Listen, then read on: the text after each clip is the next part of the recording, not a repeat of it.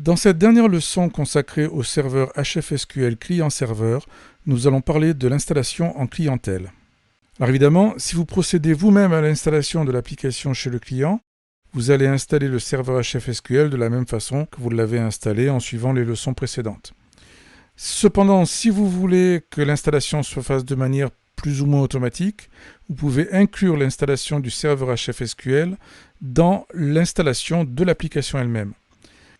Alors afin de voir les options correspondantes, je vous propose de rouvrir le projet WD Application complète, puis d'aller directement dans le petit bouton engrenage en haut à gauche et de prendre Créer la procédure d'installation de l'exécutable.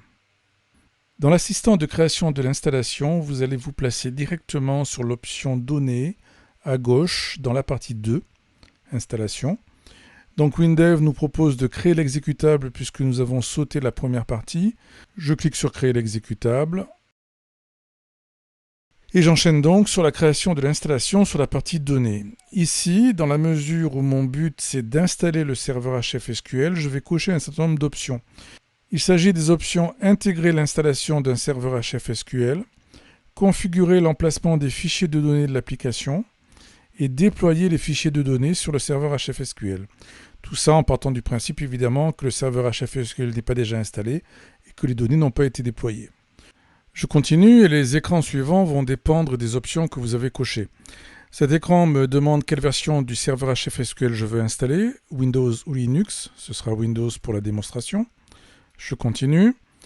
Quelle sera la connexion à utiliser? Donc ici, il s'agit évidemment de la connexion que j'ai créée dans le projet pendant le développement. Ça ne correspondra pas nécessairement à ce qui devrait être utilisé dans la version déployée. Je peux cliquer ici sur le bouton Paramètres pour aller modifier les options de connexion ou la façon dont il va récupérer. Je vais cliquer sur Suivant. Concernant les fichiers à déployer sur le serveur de base de données, on va partir du principe que les fichiers qui ont été utilisés en cours de développement contiennent des données importantes que je dois effectivement déployer sur l'application en production. Je vais donc tout sélectionner.